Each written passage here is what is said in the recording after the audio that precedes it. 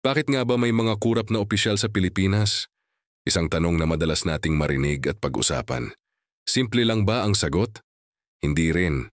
Minsan, nagsisimula ito sa simpleng pagnanais ng kapangyarihan at kayamanan. Yung tipong kapag nakaupo na sa pwesto, nagiging sakim at nakakalimutan na ang tunay na tungkulin sa bayan. Meron ding sistema ng utang na loob kung saan kailangan suklian ang mga tumulong sa kampanya, kaya nagkakaroon ng mga pabor-pabor. At syempre, yung kultura ng impunity, kung saan parang balewala lang ang batas at walang napaparusahan. Pero tandaan natin, hindi lahat ng opisyal ay ganito. Marami pa ring matitino at tapat na naglilingkod, kaya bilang mamamayan, mahalaga ang ating papel.